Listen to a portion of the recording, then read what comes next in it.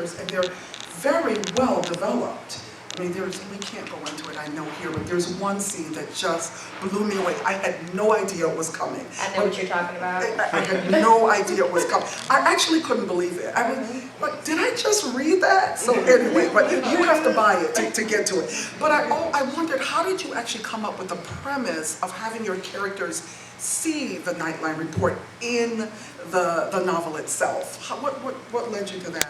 Well, at the point when I saw that report, I was at my lowest point. I had been in a relationship that kind of just blew up in my face. I didn't see it coming, and so I tried to ignore the fact that I felt really hopeless about my situation at the time.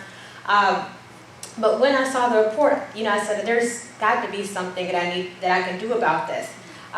Thankfully for me, I did go out on my first date with my husband about 2 months later, but that report was still on my mind, and so I thought to myself, what if fictional women saw this report and had the same reaction that I did, and they decided that they were going to not be defined by statistics, and that they were going to take charge of their love lives and treat them as if they were their business lives.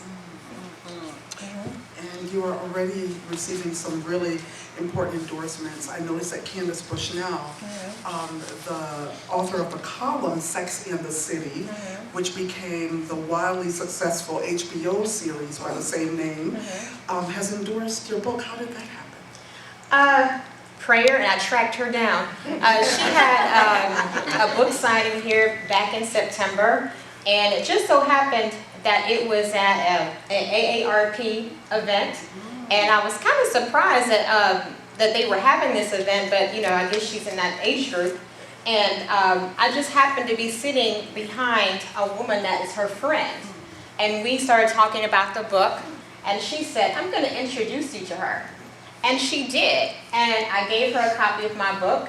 I gave her a letter asking her to take a look at my book. I didn't think she would, but later on I sent her a tweet, and she tweeted me back and said that she was enjoying it, and it went from there.